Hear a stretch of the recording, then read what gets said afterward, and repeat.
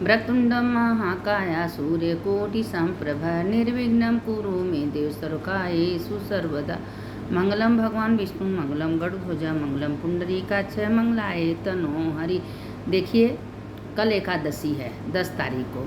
हम तो किताब लेके नहीं आए, लेकिन जो भगवान ने हमसे करा दे रहे हैं, हम आपको एकादशी का कथा भेज दे रहे हैं। आप लोग इसको सुन लीजिएगा कि इसका कितना बड़ा महत्व है। 7 जन्म के पितर तुरंत तृप्त होते हैं। कोई एकादशी व्रत मत करिए, लेकिन ये एकादशी व्रत सबको करना चाहिए। क्यों कि हमारे कुल में, खानदान में जितना पितर हैं सब तृप्त हो जाएंगे, आशीर्वाद देंगे कि हमारे खानदान में कोई एकादशी का व्रत तो किया। ये बहुत बड़ा महत्व है। इसलिए कह रहे हैं कि कल 10 तारीख को एकादशी है। जिसको पिंडा पारना है, जिसको एकादशी का तृप्ति करना हो, वो आज कर ले, क्योंकि 12 बजे के कुछ मिनट पे एकादशी लग जा रही है।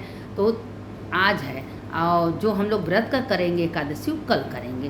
तो इसीलिए कह रहे हैं आप लोगों से कि ये एकादशी का व्रत सबको करना चाहिए। घरे में जितना लोग हैं, आप करके अपने पितरों को संकल्प करके दे दीजिए व्रत, नहीं उनके नाम से करिए। पितर खुश होते हैं, आपके घर में सुख शांति समृद्धि देंगे। क्योंकि हमारे घर में अगर पितर खुश हैं तो समझे हम खुश हैं, पितर खुश नहीं हैं तो कोई खुश नहीं है। इसीलिए जीते जी मरले पर सबको पितर को खुश करना चाहिए। माता पिता वृद्ध हैं तो उनका भी सेवा करना चाहिए, अगर उनका आशीर्वाद लेना चाहिए। इसीलिए हम लोगों का पितृ विसर्जन का व्रत भी करना चाहिए। तब कल एकादशी है। कोई आपको मंत्र नहीं आ रहा है, राम रामेति रामेति रमे रामे मनोरमे सहस्त्रनाम तत्तुल्यम राम नाम बनाने, इसको दिन भर रटिए। अब विष्णु सहस्त्र नाम सुनिए, विष्णु का पूजा करिए, क्योंकि ये पूजा है। शालिग्राम का पूजा करिए, तुलसी जी का पूजा करिए। देखिए अपने घर में तुलसी जी का पूजा जरूर करिए, और तुलसी जी को दीप दान करिए। उस दिन तो जल नहीं चढ़ाइए, पत्ता नहीं तोड़िए, लेकिन दीप दान जरूर करिए संध्या सवेरे, क्योंकि आपके खानदान में पितर तृप्त होंगे। तो इसीलिए तुलसी जी का भी पूजा का महत्व है, शालिग्राम का पूजा का महत्व है, विष्णु भगवान के पूजा का महत्व है, राधा कृष्ण के जो आप कर सकें पूजा करिए। अब इसी दिन एक दिन बैठे थे नारद जी, राजा बैठे थे, तो नारद जी आए उतर के। तो नारद जी ने अपना मुंह लटका के बैठे थे राजा के पास। राजा कहें क्या बात है नारद, सब कुशल तो है?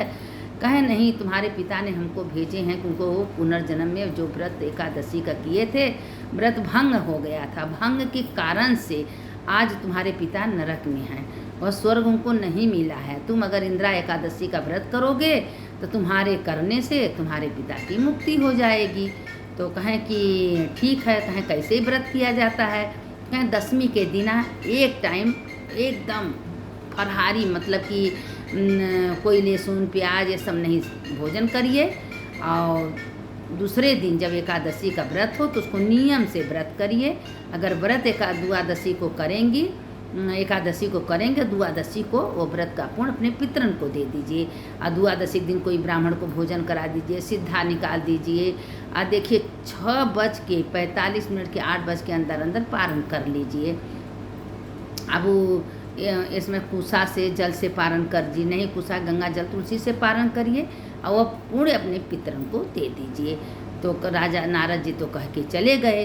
अब राजा के दिमाग में ये बात बैठ गया। वो उसी समय क्या किए कि एकादशी का व्रत किए निराहार, और पूरे जितने गांव में, घर में, परिवार में थे सबसे व्रत कराए। और वो व्रत करके अपने पितर को द्वादशी के दिन संकल्प बोल के दे दिए। अब आकाश मार्ग से फूलों का वर्षा होने लगा। अब राजा को उसके पिता ने आशीर्वाद दिया कि बेटा तुम जुग जुग जियो, जीवन भर तुम इसी तरह सबका कल्याण करो, जैसे मेरा उद्धार मेरा कल्याण किए। खाली व्रत के पूर्ण देने से फूलों की वर्षा होने लगी और उनके राज्य में सारे सुख शांति सब हो गया, क्योंकि उनके पिता व्रत करते थे, व्रत का भंग कर दिए थे। इसीलिए उनके पाप के कारण से उनको नरक में जाना पड़ा। देखिए अगर आप 1 साल 6 महीना एकादशी का व्रत कर ली तो आपके 100 जन्म का पाप नष्ट हो जाता है। अब आपके पितर, घर, परिवार सब सुखी रहते। एकादशी का व्रत मामूली नहीं है। ये बहुत उत्तम व्रत है, इसको सबको करना चाहिए। देखिए कथा में आता है एक लड़की 8 साल की उम्र से एकादशी 85 साल की उम्र तक वो व्रत की। और जानते हैं जो एकादशी का व्रत का उसको सोने का विमान आता है और विष्णु लोक में शिव लोक में वो जाता है। शिव जी विष्णु भगवान 33 कोटि देवी देवता उसका इंतजार करते हैं कि अरे ये 24वां एकादशी 26वां एकादशी किया है, ये तो मेरे विष्णु लोक में रहने लायक है। उसको भगवान आदर करते हैं, इसीलिए कहते हैं कि मानुष तन बहुत भाग्य से मिलता है। आज हम मानुष तन पाए हैं, बुरा कर्म करेंगे तो जब यहाँ किसी को अच्छा नहीं लगता तो क्या स्वर्ग लोग, नरक लोग या विष्णु लोक में अच्छा लगेगा? वहाँ भी अच्छा नहीं लगेगा। इसीलिए जो कर्म है अच्छे कर्म करके हमको भगवान के पास जाना चाहिए। ये 15 दिन में एक दिन एकादशी आता है, आपका शरीर स्वस्थ रहेगा, पेट स्वस्थ रहेगा, इसमें करना चाहिए। एकादशी के दिन एक टाइम भोजन करिए, एकादशी के दिन व्रत रहिए और द्वादशी का पूर्ण अपने पितरों को निमित्त दे दीजिए। आपके इतने सुख सुविधा मिलेंगे, इतने शांति मिलेगा कि पूछिए मत। दान देने से घटता नहीं है। और जो इस समय बद्रीनाथ में गया में पिंडदान करता है, भागवत सुनता है, उसके पितर हाहा करके आशीर्वाद देते हैं, वाह रे मेरा पुण्य, मेरा भाग्य, मेरे खानदान में, मेरे कुल में मेरे कोई तो गया, हम लोग को त्रिपिंडी तो कर रहा है, मेरा उद्धार हो गया। इसीलिए इसमें 15 दिन पितरों का दरवाज़ा स्वर्गलोक का खुला रहता है। इसमें 15 दिन के अंदर किसी का शरीर शांत हो जाता है, सीधे स्वर्गलोक में जाता है, क्योंकि महाराज इसमें दरवाज़ा खोल देते हैं। जाओ अपने अपने घर, जो तुमको जो लोग कर रहे हैं, तुमको त्रिपिंडी कर रहे हैं, पानी दे रहे हैं, तुमको भोजन करा रहे हैं, तुमको सब कुछ मिलेगा। देखिए इसी में हम जोगी सबका कथा आप लोग को सुनाए हैं और उसका मतलब सोचिए कि इस समय कितना महत्व का चीज़ है। जो इस कथा को सुनता है उसका भी जय होता है, जो सुनाता है उसका भी जय होता है। सुनने वाले की जय, सुनाने वाले, जो भगवान ने हमको याद धरा दिए हैं, जो हमको थोड़ा बहुत आता है हम आप लोग को भेज दे रहे हैं। क्योंकि देखिए हम किताब नहीं लाए हैं, लेकिन हाँ जो भगवान हमसे करा रहे हैं हम आप लोग के निमित्त भेज रहे हैं। आप लोग इसको सुनिए। कल एकादशी है, दिन भर राम रामेति रामेति रमे रामे मनोरमे सहस्त्र नाम ततुल्यम, राम नाम यह मंत्र को खूब रटिए। सहस्त्र विष्णु नाम के महत्व का पूर्ण आपको मिलेगा।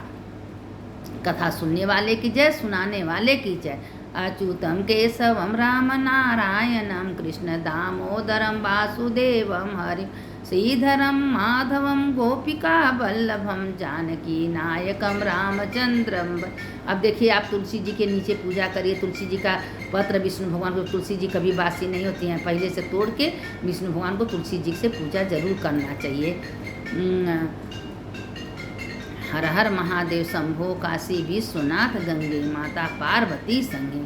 रामा कृष्णा वासुदेव भक्ति मुक्ति दायकम, रामा कृष्णा वासुदेव भक्ति मुक्ति दायकम। सुनने वाले की जय, सुनाने वाले की जय, दोनों का जय होता है। हर हर महादेव, घर घर महादेव। आप लोग इस कथा को सुन लीजिए और कल पूर्ण रूप से एकादशी का व्रत करिए।